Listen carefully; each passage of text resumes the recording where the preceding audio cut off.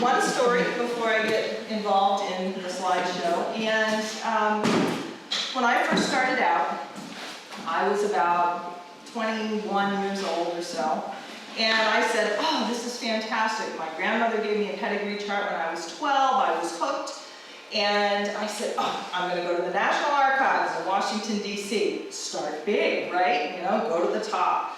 I'm there. I don't know if anybody's ever been, but in the microfilm room, you have 60 microfilm machines, row upon row upon row. And you have your little sheet that tells you what kind of microfilms you need, and you go into this huge vault, and there's walls and walls of microfilm. You pick it up. So I'm sitting there looking at ships lists. And it was really one of my first experiences with old writing and, you know, struggling a little bit. This woman in back of me, in the microfilm machine row in back of me, all of a sudden you hear, I found him!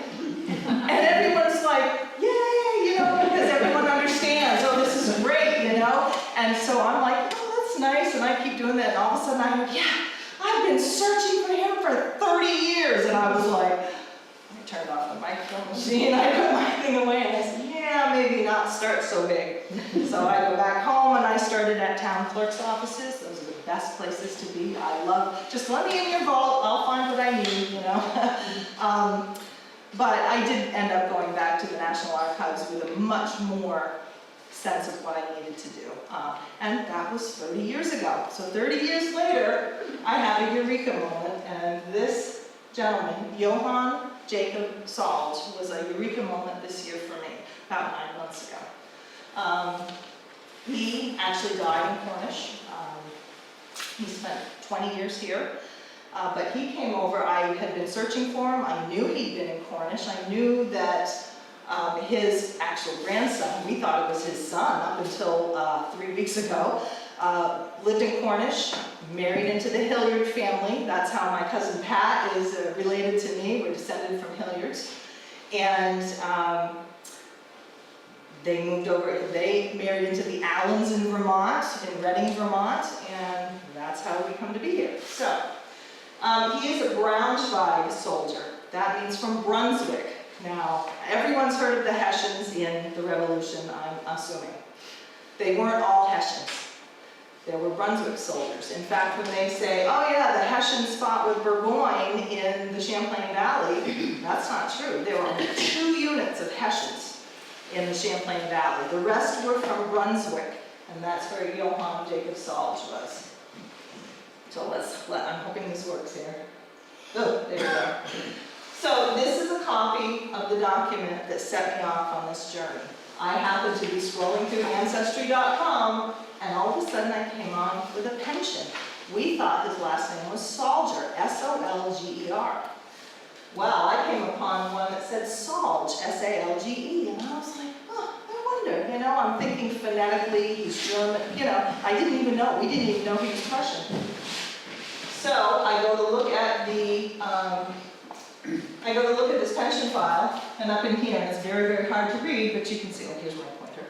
You can see here, I, John J. Salge of Cornish in the county of Sullivan, state of New Hampshire. And I was like, Eureka! That's him! So this document gave me so much information, and this is where I'm starting with, because one of the things in the program was, how do you research something like this when you know nothing or next to nothing about this person? So this gives a whole bunch of information, and I wrote it here. I said, you know, genealogy research is a series of highs and lows, with dead ends, you know, cold trails, the whole 9 yards. Yes, ma'am. How did you find the pension record if he was a Hessian soldier from Germany fighting with the English and not American? How did you get that? Because something happened about 3 years into it. He actually started fighting for the Americans after he came over, and this is part of the tale. And that's how I found it. And I'm like, I'm trying to wrap my mind around this, just like what you were doing. You were like, oh, how could that happen? And I'm like, how did he fight for the Americans? Well, it tells it all in here. In pension files, if you have any military ancestors, pension files are so good for information because it's not just these 2 pages. A lot of times they didn't have their discharge paperwork. I mean, they had to make these affidavits in the 1820s and 1830s, and they didn't have their pension with their discharge certificate from 1783. 1781 was Yorktown, but 1783 was the cessation of all fighting, and many of them did not have their discharge certificates, so they had to get affidavits from people they knew that said, oh yes, I served with him here, or I served with him there. So as I'm reading, and this pension file was 20 pages. I didn't put all 20 pages here. And so I learned more and more about him at that point. So this document was my eureka moment. And I found out, it says here, he's a native of Prussia, and I highlighted the part, and it is hard to read this writing.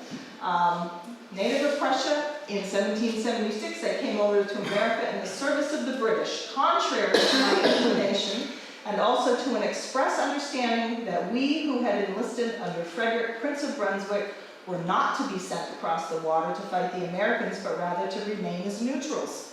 This, however, was disregarded by the British, and we, the Brunswickers, as we were called, were compelled to come. So, in 1776, George III, who was also the Elector of Hanover at the same time, because he was German as well as English, called on his Hanoverian neighbors, of which Brunswick was one, and Hesse were another, and said, hey, I need help with this little colonial problem I've got over here. And they decided that they had just gotten done the 7 Years' War, which over here was called the French and Indian War.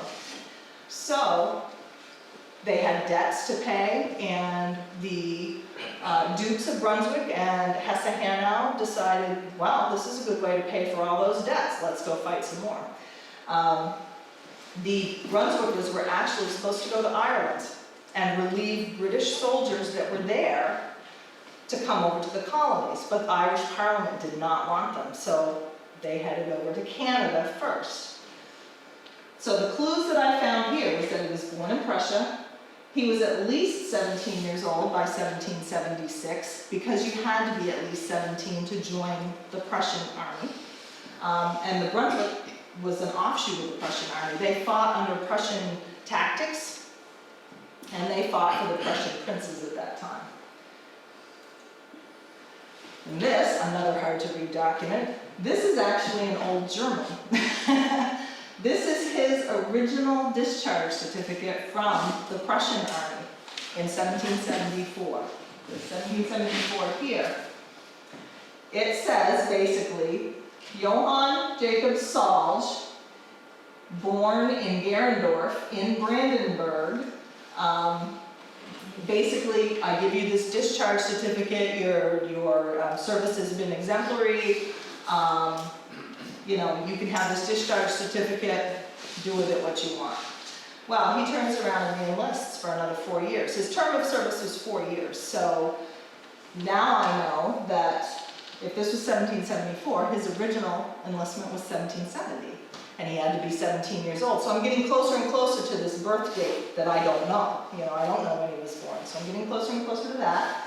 I found his full name, Gerendorf. That took me a while to figure out where that was. It's about 100 miles west of Berlin. It's southeast of Hanover, so it's in the northern part of Germany. It's actually, after World War II, it was actually just on the East German border in East Germany.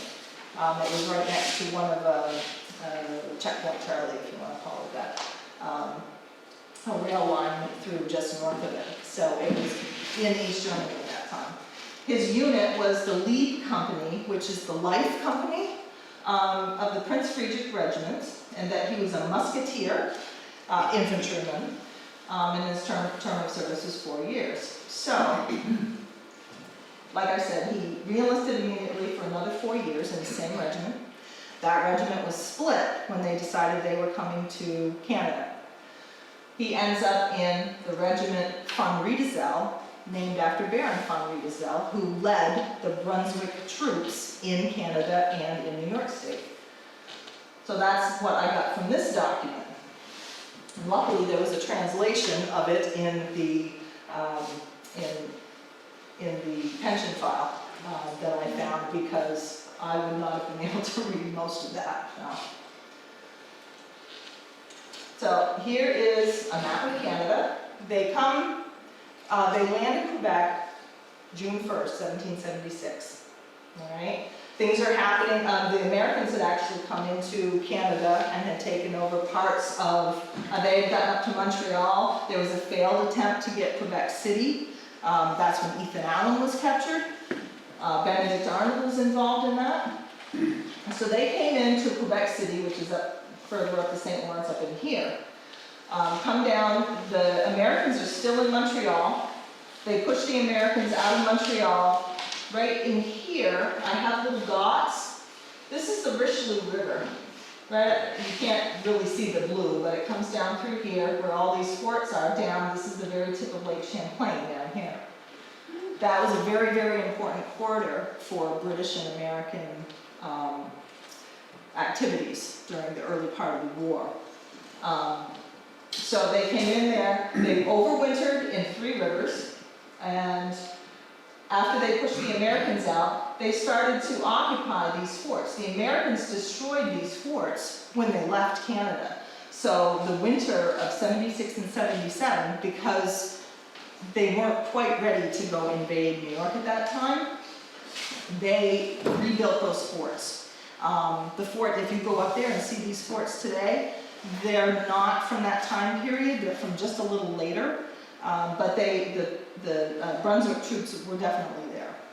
And they spent time building bateaux, which were large transport ships they could hold 30 troops. They had to row themselves down Lake Champlain, and I should say up Lake Champlain, because Lake Champlain flows north. So, and I looked at journals for this, and the Prussians really kept good journals. I mean, every day you knew what they were doing, you knew where they were. Even they were amazed by Canada. I mean, they had come at that point where they lived in Germany, was very crowded. You had only a couple options. You either did what your father did or you went into the military. And if your father had X number of sons, your chances got fewer and fewer that you were going to make your living doing what your father did, whether it be farming or butcher or milliner or anything like that. So a lot of them came into the military, and that's why there were so many Hessians, so many Brunswickers that came in, because they didn't have anything else that they could make money doing. And they were amazed by Canada. All these journals talk about how big the cattle are, how beautiful the women are. They talk about the women a lot. And it was just amazing to read, and you could really get a sense of what it was like for them to see this in a whole different way. So, 1777, the invasion of New York and New England begins. General Burgoyne is there. General von Riedesel is there with the Brunswick and 2 units of Hessian troops. And down they go, south. This is a beautiful painting of Lake Champlain, Mount Independence, Fort Ticonderoga. Imagine what it might have looked like in the summer of 1777. They rode up Lake Champlain. What? My mother's going, what? Can you hear me? Yep. Yeah, you can hear me. Okay. Thanks, Mom. Anyway, so they row up Lake Champlain. The British are hugging the western side. The Brunswickers on the eastern side. The Brunswickers land at a place called Hand's Point, which is just off the map, right up in here, where the guns from Fort Ticonderoga can't reach them, and they can't see the activities in here. They immediately cut a road to get in back of Mount Independence. And this is the most north right now that the Americans are on the New York side. This is an important strategic point, and they fail to hold it because Burgoyne has 10,000 soldiers bearing down on them, and they don't have very many here. And how many of you have been to Fort Ticonderoga, Mount Independence? Did you see, they do have some of the German weapons there, the German muskets. You have to ask to kind of see them, I'm assuming, because they're just not out there, laying out there. I don't know, they kind of downplayed the presence there a little bit. So, I'm going back next week. They're actually having a tour of the Hubbardton Military Road, and my mother and I are going to that next weekend. And we get to walk some of that military road that is off in the willywags. So it'll be interesting to walk the same path that my ancestor walked. So, anyway, they try to build a road right down through here to East Creek. East Creek comes all the way down through here, kind of cuts off Mount Independence, and they have to get across that if they want to cut off. This is the only escape route besides going down up the river. So here's the road. People would come in from Skeensboro, which is Whitehall, New York, in here to this dock on Mount Independence, and the road would come up over and then come and go off this direction. So the British take Fort Ticonderoga, they cross the bridge, the Americans are in retreat, and this is in July of 1777, just right around Independence Day. This picture is taken from Mount Defiance, where, and I love this saying, where a goat can go, a man can go, and where a man can go, he can drag a gun. They dragged artillery up here onto Mount Defiance, the British did. And when the Americans realized what was happening, they said, yeah, we need to get out of here. Because from here, you can hit both forts. So they knew that they needed to escape, and escape they did. Von Riedesel, because this is so marshy in here, could not cut a road quick enough to get through there. So they ended up coming back to Larrabee's Point, which is more up in here, where they had encamped, and they took boats down here, and then they took Mount Independence from the water, not from the land. Any questions so far? No? So this is the Battle of Hubbardton. The Germans were very much involved in this. Burgoyne's advance troops under General Fraser decided to chase. It would have been Seth Warner, it would have been Hale's New Hampshire Regiment, Francis's Massachusetts Regiment, decided to chase them all the way down to Hubbardton. How many of you have been to Hubbardton, the battlefield there? Oh, that's it. The Vermonters have been there.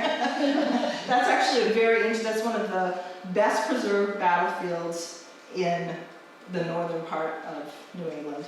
It has not been, it just hasn't been developed, so it's still there. They're still finding things, archaeology. It's amazing. My mother and I went there just this summer. We've been kind of going to these places that Solge had been, and we went there, and we were the only ones there, and the docent at the time sat us down and showed us pictures that they'd taken in the evening, and you can see, he's like, there's little orbs. They've had ghost hunters there looking for ghosts on the battlefield, and you can see that these people are walking along, and all of a sudden there's this orb following these people walking, and it's like, oh my God. And they said, that's Colonel Francis from the Massachusetts Regiment, because he was killed on the battlefield. So, Fort Ticonderoga is 20 miles away. Fraser starts out chasing Seth Warner and the Americans. About halfway there, he stops to rest, sends a message back and says, I need help, this is going to be a little more tough than I anticipated. Burgoyne sends Von Riedesel, says, pick a few troops and go. He picks his own regiment, which Solge was in, the Von Riedesel Regiment, and picks some Jaegers and some Chasseurs and Grenadiers. The Jaegers, that's a German word for huntsman. They were very fun. It's like sharpshooters today. They had rifles. They had the only rifles in the whole British-German unit. They were very short, very accurate. So he picked the Jaegers, the Grenadiers. Chasseurs are like shock troops. They are very quick. They don't carry very much equipment. The rest of the regiment, which Solge was in, the infantry, are like the pack mules. They kept all the kitchenware. I mean, they carried 100 pounds of equipment, slogging through the hot July, over, I mean, if you've ever been on that side of Vermont, it's hill and dale. I mean, you're doing this the whole time, from Lake Champlain to the middle, because Hubbardton is really in the middle of the Green Mountains. So I did put a timeline here. I'm not going to go through the whole timeline, but basically, they overnight, Fraser overnights with Riedzel at Lacey's camp. And this dot right here, this is the Hubbardton Road that comes down through here. It's overlaid with roads now. They come through here, they find the stragglers at Sucker Brook right here and engage them there. It's a very, very quick battle. It starts basically, I mean, there's some pot shots fired at 5 a.m. up here at Sergeant Hill. 6:30, they find the stragglers at Sucker Brook, and by the time Riedzel comes to help outflank right in here, it's 8:30 and it's all done in 15 minutes after he arrives. So it's a very, very quick battle. But as, if you remember from American history, this is one of the battles that slowed Burgoyne down enough that he ended up losing at Saratoga in a few months from here. So Salge was here. They stayed here in East Hubbardton for a little while, came down to Castleton, and then back over. Skenesboro is way over, almost from Castleton. It's almost a straight line west to Skenesboro, or Whitehall, where America's Navy, Benedict Arnold had built ships for the Battle of Valcour there. A very old map shows more of the area that they were in. Here's Hubbardton, Mount Independence, Fort Independence, well, I call it Fort Independence here. Hubbardton, you see Castleton here, here's Skenesboro. They fort hop, they spend the next few weeks fort hopping. Burgoyne is waiting for reinforcements. He thinks that Howe is going to send reinforcements up the Hudson to help him. You know, and he says, oh, it'll be all over. If you can just send me reinforcements, it'll be all over. The war will be done. I'll be a hero, and we can all go home. It doesn't happen. Howe has more, he decides to stay in Philadelphia. He decides that it's more important to bug Washington down here than to worry about what's going on in New York and New England. So they fort hop. They chase the Americans, Fort Anne, Fort Edward, Fort Miller, all the way down here. Here's Saratoga and here's Stillwater, where the battle in September and October will be. So during the time that they're fort hopping, they go over to Bennington. And I had to do this because Laird, I promised Laird that I would put this in. So they're at Fort Miller, right here. They're running out of supplies. Supplies are getting low. I mean, most of their supplies are back in Canada and have to follow them down. The roads aren't the greatest. The Vermonters, especially that are in that area, are harassing them. They're destroying things. They're sabotaging roads. So he's desperate for supplies. And this is, they go and they try to, Bennington, everyone knows that there was a supply depot there. Well, they called it a magazine, and the magazine is more than just ammunition. It's like all the supplies, the flour, the grain for the horses, foraging. I mean, they did have horses for the officers, so you're constantly looking for food for the horses, or else you can't ride. And what do officers do when they can't ride? They whine. So, that was a joke. So, anyway, he hears about this supply depot in Bennington, and Burgoyne says, we gotta go do that. So, he sends the Germans over to do this. The Germans march over the Battenkill, near the Battenkill River. They come through here, through Cambridge, New York, up Shaftesbury, Sandcook. They call it the Sandcook Mills, is another word for Bennington. There's one little battle here, and then there's another closer to Bennington. Bennington's off the map over in here. General Stark hears about it, raises militia all over New Hampshire to come help him. Samuel Hilliard, who lived in Cornish, and he's actually buried, he and his wife Phoebe Barrington are buried I call it the Poor Farm Cemetery, it's the Johnson Cemetery. I spent, when I came over here earlier this summer, I spent hours looking at that cemetery. I couldn't find it. I was in the right area, I know I was, but I could not find it. So I need to come back over in October when all the leaves are down and the ferns aren't so tall and see if I can find the cemetery. If any of you know where it is, please let me know. Because this gentleman, Samuel Hilliard, and his wife, Judy Yarrington, are buried there. Did somebody, I thought I saw a hand raised, no? Any questions? Yeah? Am I going too quickly? I'm going to talk fast, okay. So Samuel Hilliard was in Hobart's 12th Militia Regiment. They would have marched from this area to Fort Number 4 in Charlestown. They would have all gathered there. They would have pulled any other supplies they needed for a march because they knew this is how long it takes to get from Fort Number 4 over to where we need to go. So you get 8 days of supplies or however many. And then they would have marched en masse over to Bennington. The 12th New Hampshire Militia Regiment assaulted Baum's Redoubt.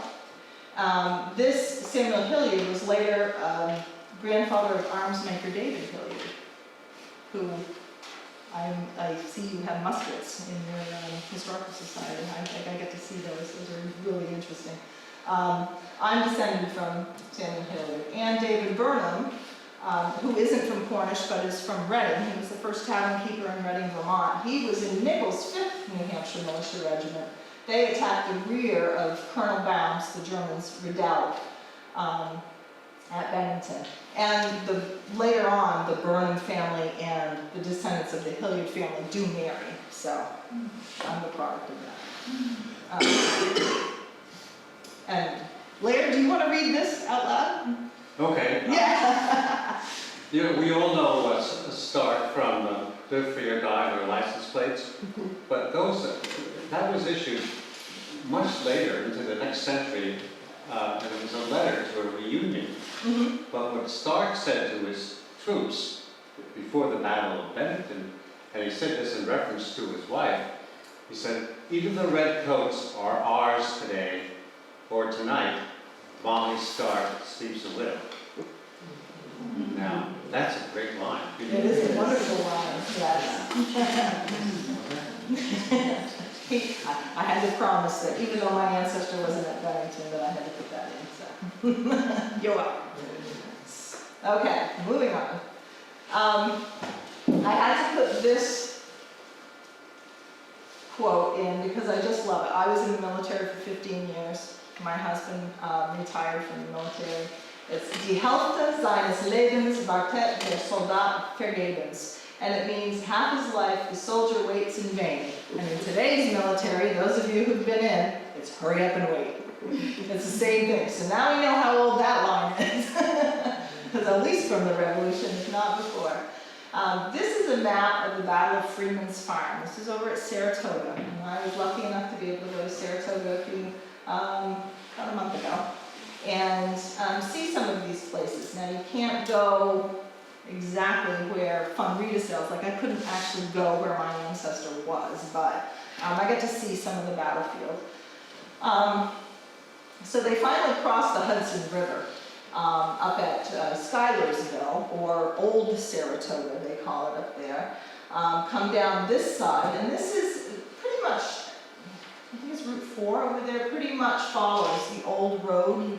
The old road followed more near the river, but of course the river has changed, so if you follow Route 4 down, you'll be following your path. What? The canal is in the... Yes, the Champlain Canal obliterated some of the old road. So they come down to this point. Right here it's very steep. The National Park Road kind of follows part of this river down through, and it's very steep. It's like some of the roads in Cornish that follow the curving rivers down into gullies and things. So they stopped here. Burgoyne, they knew, here's the Americans at Bemis Heights. And they knew they were there. They decided, oh, we're going to come around here and fight them. Daniel Morgan from Virginia was also in the sharpshooter regiment, and he took people and was, he and Benedict Arnold, of trader fame, they decided to go up and meet Burgoyne head-on, even though Gates didn't want Arnold to do that. They said, no, we're gonna do it anyway. So they were up here. The first battle, Riedesel comes in as a reinforcement. The British oftentimes kept the Germans back. The Germans in their journals kept saying, oh, it was a political thing, or it was a glory thing, that the British wanted all the glory and the goods, and the Germans could just, be in the background and guard the supplies and guard the hospitals and do the menial stuff. So Burgoyne realizes that he needs help. Late in the afternoon that day, he finally calls them up. And so Riedesel comes over and flanks again. He's very good at flanking movements, it seems. And by the time he reaches there, it's like 15 minutes and the battle's over again. So when he comes to flank, the battle seems to be over twice now. The Hobarts, I did put Hobarts and Nichols in New Hampshire militias were also at this one. I'm not sure where they were, I didn't get that far into it, but they were at Bennington. They just followed the rest of the army over to Bemis Heights and to Stillwater. So remember that supplies are still getting thin. They've had to forage everywhere they go. They've had to buy supplies from the locals. Apparently there was quite a black market everywhere they went, but the tea was, the British soldiers and the German soldiers were getting tea. They had a little canister or pouch of tea, and they realized that because, guess what we didn't have in the colonies after the Boston Tea Party? that was like gold. They could use tea and they could trade for anything they wanted. Everything else was the price was jacked up quite a bit. So, just another battle map. This is Bemis Heights. This is nearly a month later. Burgoyne is still waiting and waiting and waiting for reinforcements from Howe. And finally, he receives word that it's not coming, you're on your own. He decides to do one last desperate recon or foraging mission. Now, from the last map, this is that area where they were on the last map, where Riedesel's regiment, and they had gone up over. They basically, after Freeman's Farm, stayed there. They dug in. These are considered called redoubts. This is the Bremen Redoubt, the Valkeris Redoubt. You can still see these if you go to Saratoga. You can see where they were. Burgoyne was dug in here. The von Riedesel regiment isn't shown here, but they were up on these heights. They were guarding basically the back side of Burgoyne and the hospital. The Great Redoubt is here. Right now, I've stood in this area, there's cannon that look out over the Hudson River. And von Riedesel's regiment, there's like 3 hills, 2, 3. They were in here, guarding all the hospital and whatever supplies they had. They decided to forage one more time. They're like I said, they're getting desperate. By this time, Gates and the Americans, more and more people have come in and come in and come into Stillwater.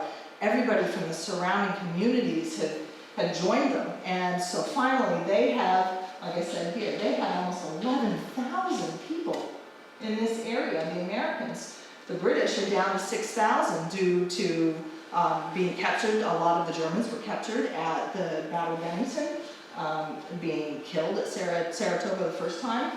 So he's down to 6,000 British, and it's just not even a fair match at all at that point. So Salge's unit wasn't involved. Like I said, it was guarding here.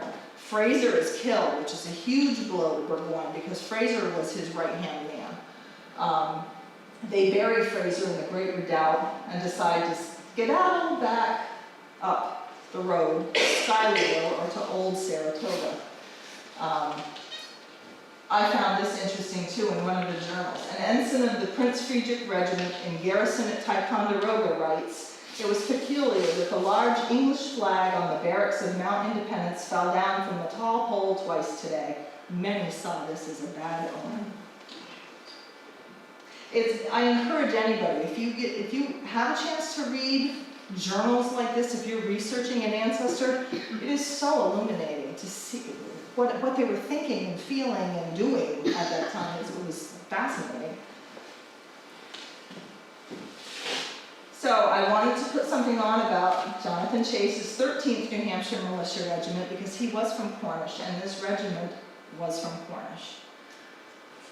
They marched for Saratoga via Fort No. 4 in Manchester, Vermont. They were part of General Stark's brigade.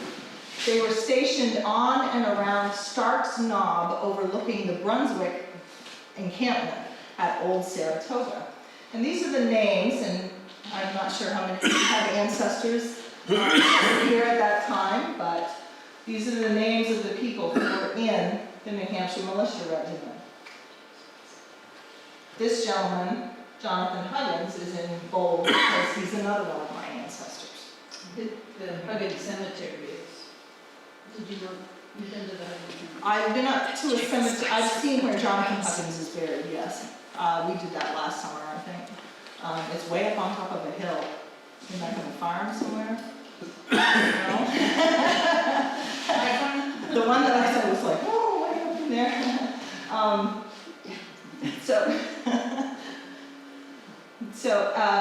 And I didn't know this until I came here and talked to Laird, but he said, oh, Jonathan Chase drew up the Articles of Confederation at Burgoyne's surrender. So I looked it up and I tried to find real instances of it, and there's conflicting accounts. Most historians now believe that Jonathan Chase was in the right place at the right time, could read and write a fair hand, and he was the scribe. He was the person who wrote them down, but he wasn't necessarily the person who came up with the whole thing. And that's what I could find on that. So if that answers your question, Laird, on that one. So is anybody related to anybody in here? Just curious. I see a name, Jager Spicer is the one that built my house. Oh, really? Yeah. Well, that's neat. See, I like history like that. Yes, sir. Childs would be Childs Cemetery, and where Judith Cotton lives now was the Child property. Some of my name was owned by Childs. Mm-hmm. William Richardson, I got Richardson's, I've been doing the history of my property, and it was owned by Richardson's originally, but I think they came there in like 1795, and this would have been before that, so I don't know if it was the same Richardson or not, but I'm interested.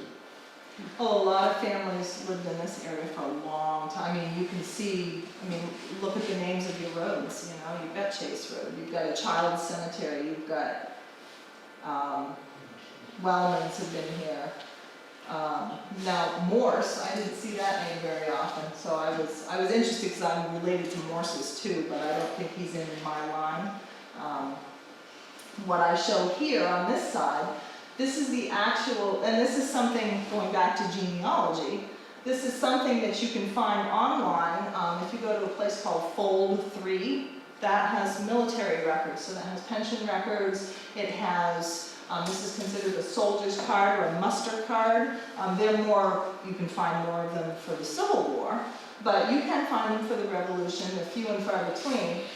Basically, this is where I found out, you could find out what regiment he's in. He's of Colonel Jonathan Chase's Regiment of Militia, and it says, which marched from Cornish in the state of New Hampshire, September 1777, and joined the Continental Army under General Gates near Saratoga. Saratoga has different names. A lot of people say Saratoga and they really mean Bemis Heights, or they mean Stillwater or Freeman's Farm, or they mean Old Saratoga, which at that time was called Schuylersville. So you might have to look a little deeper into that if you decide to do some research on your own. And this basically says when he was mustered, when he was discharged, so he was in 1 month, September 23rd to October 23rd, the rate that he was paid, and the travel to Saratoga, 110 miles, that's quite a ways, and they marched it in 3 days out and 2 days home. So they were anxious to get home apparently, because it took them one less day. Yeah. How much were his wages for the month? Oop, hang on. his wages were, it's probably still in pounds, £4.13, could have been in continental script too. So, which was basically worthless a few years later. And the whole amount was, it would be, I think it's in pounds, so £6, 18 shillings, 10 pence. I believe that we were still under that type of currency at that point. But I'm not an expert on that. Okay, so they surrendered. The British, the Brunswickers, the 2 Hessian units, they all surrender at Schuylersville. They are marched in the most horrible weather. I mean, they surrendered in October, late October, 17th, middle of October, and they don't get to Boston until November. And this shows the route. They come down, past Albany, down the Hudson, and these are all the places that they stop. They follow, the Mohawk Trail is up here. They kind of parallel it. It's pretty much where I-90 is today. It's just either side of it.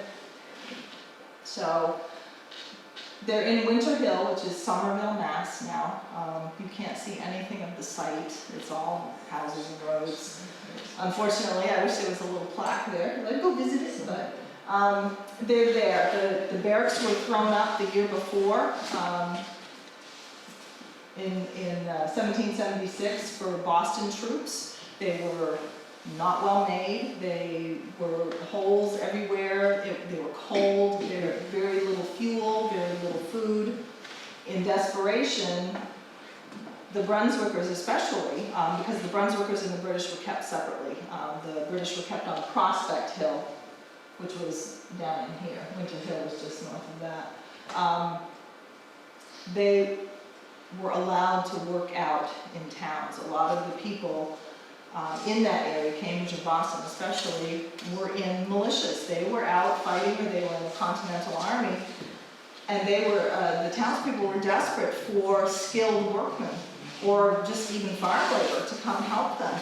So they worked out with General von Riedesel that Brunswickers would be able to leave prison, and not just for like go out during the day and come back at night, but they were out for weeks and months to work on farms or work. Salt was a cooper, and he learned that skill probably before he went into the military. In Germany, it's standard at that time to start when you're about 14 years old and to be an apprentice for several years. And then he obviously joined the military. In the Prussian military, you had to have some kind of skill beyond soldiering. You know, be it a baker, be it a leather maker, harness maker, a cooper, anything. They were encouraged to practice those skills while they were in cantonment, or if they were on guard duty or anything like that. They were well utilized that way. So by April of 1778, 116 Brunswickers were working out in area towns and farms. That led to desertion. That led to Americans saying, "Hey, come join us." And that's what they did. They enticed prisoners to join their cause. Now here's where it gets interesting. Here's his pension record again.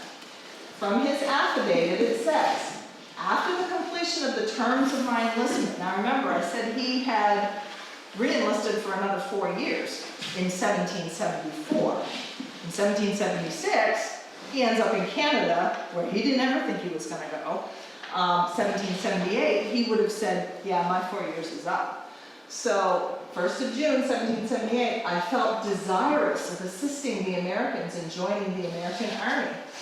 So he says that he goes to find Baron von Steuben. Baron von Steuben was from the Prussian military, had joined Washington at Valley Forge to help train these undisciplined troops, marching, firing at the same time, firing in rows. You'd be in a row, the first row would fire and then kneel down, the second row would fire over their shoulder. He wanted them to be precision military soldiers. He goes to find Baron von Steuben, who he claims was a particular friend of my father's back in his own country. I haven't been able to prove that. Oh, I would love for that to be true, but I have not been able to prove that. He enlists for 1 year in a Captain Croft's company, but cannot recall the regiment. Now this is something that when you go to look at pension files, a lot of times, I mean, they're 80 years old when they're giving these affidavits. They can't remember who they served with. They can remember the regiment usually, but they can't remember the company because company commanders, captains, usually cycled through a lot quicker than regimental commanders. So I couldn't find a Captain Croft or Craft anywhere until yesterday, but I didn't put that in here. I'll tell you that one later. But there was a Captain James Bancroft, who he could have been thinking that. So here I am, genealogy-wise, trying to figure this out in my head. The 8th Massachusetts Regiment was raised in Newton, right outside of Cambridge. He could have been working on a farm in Cambridge and been recruited that way. I don't know. I really don't know how that happened. So, but apparently he saw von Steuben. Von Steuben invited him to join the cause, which he did. He fights for a year and then re-enlists in June of, or July of 1780. I'm sorry, 1779. Excuse me. So the next time, he's in another Jackson regiment, which makes it even more confusing because there was a Michael Jackson and a Henry Jackson. And so you have to understand, I've been researching this for 9 months. So this is not something that you, if you're going to really research it and really want to find these things out, you can't do it in a few days. It really takes, and you have to step away from it and say, oh, I've had enough. And then you go back to it and pick it back up again, and because then you can think about it and you can have more ideas, or you hear something and it's like, oh, maybe that was it. So, and they're constantly putting things online for genealogy all the time. I can go back to something that I looked at 2 weeks ago and there's something else. It's amazing. You know, if you're ever interested in looking at genealogy, Ancestry.com might be expensive, but boy, it's the way to go, I think. There's my commercial plug for Ancestry. So anyway, back to the pension. He says he was at the Battle of Monmouth and the Battle of Yorktown. Can I prove it? I can't prove it because I don't know for sure what unit he was in. That card that I showed you for Jonathan Huggins, Johann Sauls did not have any cards. And the reason was, it's because General von Steuben, and this is what he claims in his letter, that von Steuben said, well, it might not go quite the way the Americans think it's going to, and if they lose, you don't want to have your names on these records, because if the British capture you, you could lose your life. And that's what he says in his pension record. And I'm like, oh, okay, that makes it easy to try to find you. If he was at Monmouth, he was under General Lord Stirling's command, if he was there. And if he was at Yorktown, he would have assaulted Redoubt number 10 under Major Janot, who was one of the French officers there. I do have pictures of that in the next couple slides, but can you understand where I'm going with this, that I just don't know. I didn't want to put it on there, oh yeah, he was here and here, when I'm not sure myself. So that's something I'm still having to look up. So it's conflicting evidence, and it's even more conflicting, because here I am polishing this up about 3 weeks ago, and all of a sudden I find children, and a place where he was in the census record that he really shouldn't have been. I was like, oh, what's going on now? And how am I going to change this presentation to reflect that? So I had a few panic moments. So what I wanted to show you though, because here I've been talking about the British side, not the American side. If he was with the Continental Army during this time, 1778 through 1781, which is just before Yorktown, this was their pretty much area of operations. The Hessians under General von Miephausen and the British under Clinton are on Staten Island. They pretty much own the city. Washington can get down here in Brooklyn. The British have a redoubt down in here. They actually, somewhere in Brooklyn, they have a little plaque that says, yeah, here was a redoubt. You know, it's on some street corner somewhere. And it's hard to imagine. When you go to these places, it's so difficult to just picture military, and it's very difficult. So they were in New Jersey pretty much most of the time. Orangetown, New York. This was where Major John Andre, has anybody heard of him? Well, I know Pat has heard of him. Major John Andre was a British spy who was the man who turned Benedict Arnold away from the Americans. Benedict Arnold at that time was commander at West Point, the military installation there. John Andre went up to meet him, and when he was coming back down, he was captured near Orangetown, New York, and was hung there. Tappan, was also what it was called, and he was hung there as a spy. So there was you read it in the journals, there was a lot of kerfuffle about that. Everybody was all excited. It was like, oh my gosh, this is big news. Here we are bored in camp, we're doing guard duty every day, we're polishing our boots and this and that. Ooh, a spy, this is exciting news. So a lot of them had to move up here and guard the area because they weren't 100% certain what was going on and how big the spy ring was at that time. Has anybody watched TV? There's a show called Turn. It's on AMC, and it's about Washington's spy ring. That tells a lot about the Benedict Arnold and John Andre, and it's very interesting. I just finished binge watching it, and I actually learned quite a bit. It's actually very good. So, does anybody have any questions about this? Or? So he contacted von Steuben, and He says. von Steuben was working for the Americans at Yes. that time. Okay. We find it interesting that during our stay in Germany, husband's military, one of our favorite places to go was the von Steuben Hotel in Wiesbaden. Wiesbaden, yeah. So, that's an American place to Yeah. go and well thought of. So maybe there's that connection.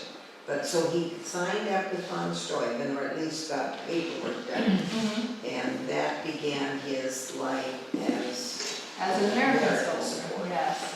Yep. And he, as far as I understand it, he was never in the militia. He was always in serving the Continentals. There was a big difference with that. Towns had to fill their quota for the Continental Army, but yet towns could also raise militia, like the New Hampshire militia from here. Those were just groups of men that were only signed up for days or a month, weeks or a month, maybe not too long. Whereas the Continental Army, you signed up for almost 3 years or to the end of the war as it kept dragging on. All right, so that's their area of operations.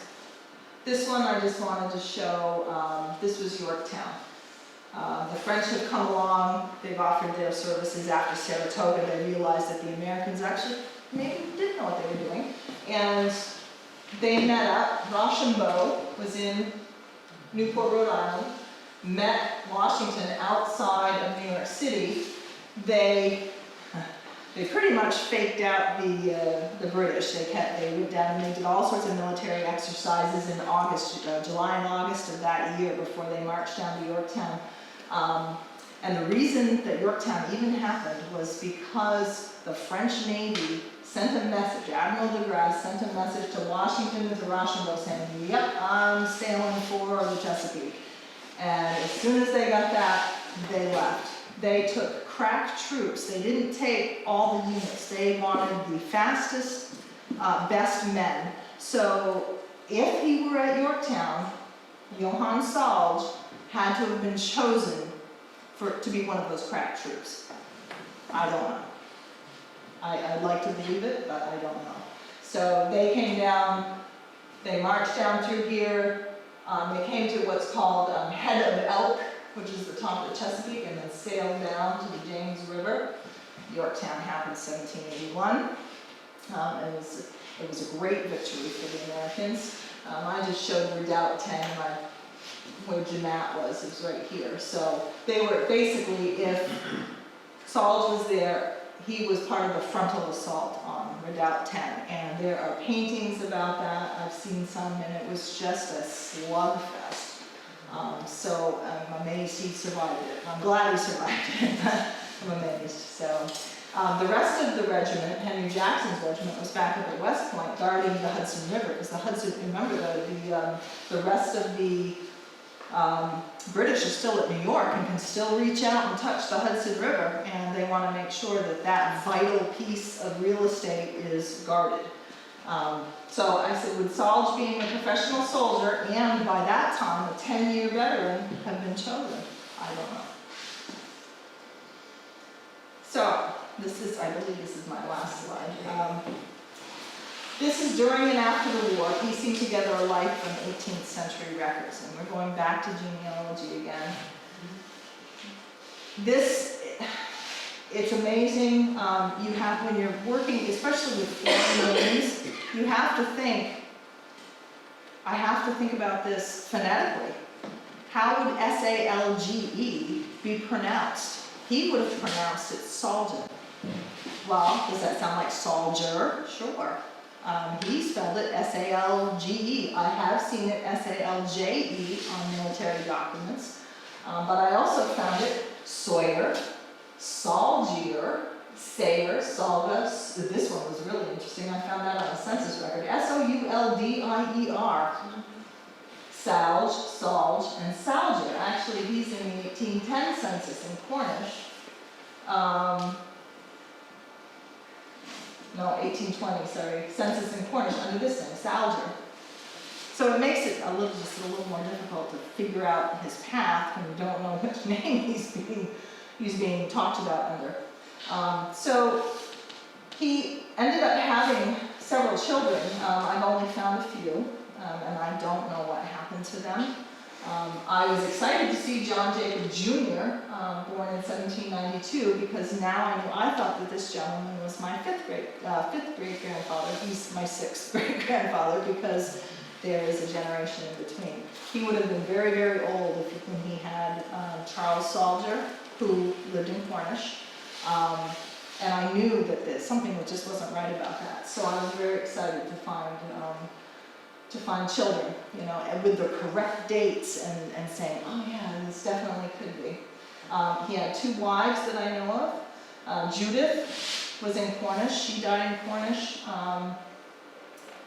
in 1836, a year after Johann did. He was a cooper. He's in some census records. He obviously did not make enough money. He was sent to jail for failure to pay taxes in Watertown, Massachusetts. The thing that was very interesting to me is that he was in Watertown, Massachusetts in 1781, when he was supposed to be marching down to Yorktown. So I'm like, did they pick him up on the way by? Or what happened? I just don't know. So he paid poll tax records in Newton. That was another thing I found.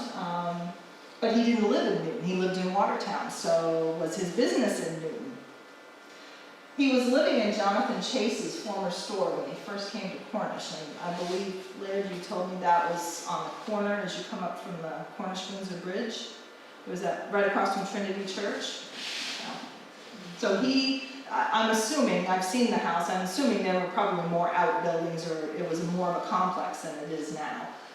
So I'm assuming that whatever his former store was became a cooper shop. Maybe Salge and his family lived above it.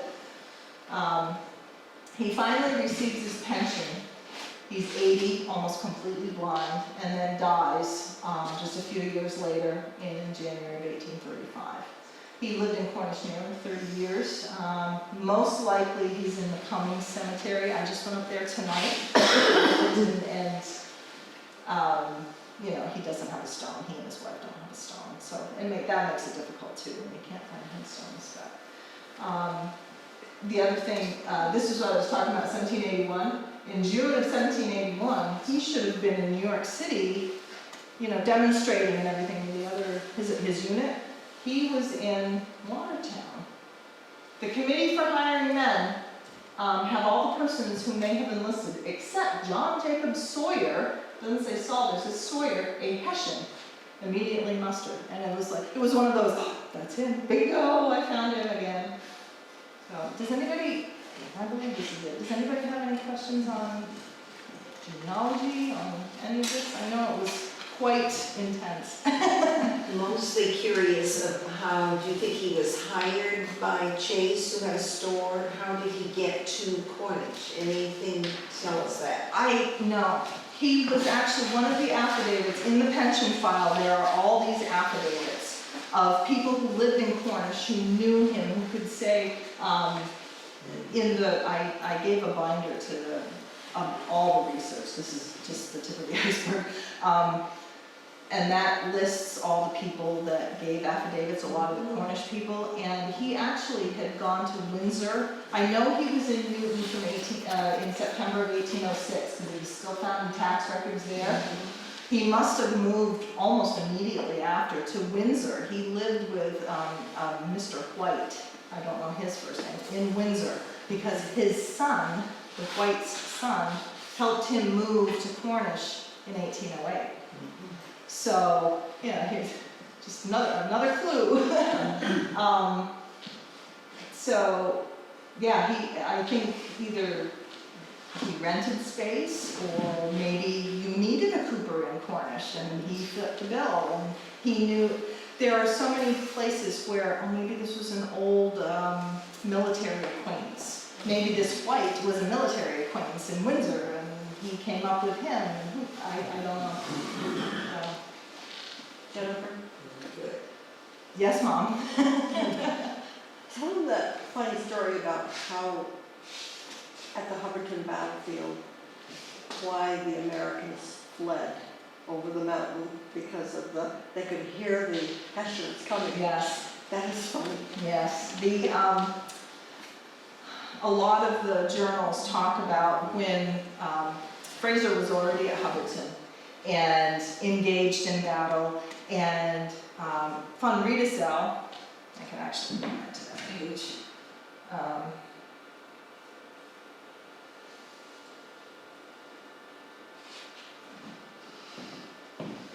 Fraser was already engaged in battle here. Von Riedesel had come up over this saddle, which gives quite a view of the battlefield, and he could see what was going on, and he decides to hot-foot it a double time down the hill and into it. But when the Germans march, they sing, and they actually, when we think of music in the military, we think of fife and drum, the Germans had oboes. They had oboists. It's very different music. And you think of an oboe as being, wow, that gets in the way, but they had actually short instruments. And so they marched double time while singing hymns and made such a ruckus that even in the American journals, they were like, what on earth is that? They were trying to disguise their numbers and make it seem like there were so many more people. And I guess it worked, because after we got there, 15 minutes and it's all done, so. Yes, Larry? Just a follow-up on what Lauren said. So is the pension records that record souls being at Chase's property? Yes. Yes, that's all in his pension file. I have not, I've only seen what's online. I would be interested to, I should write to the National Archives and have them send me his entire military file, because there may be more pieces of paper there that either don't digitize well. I'm not sure, so yes, it's all in the pension file.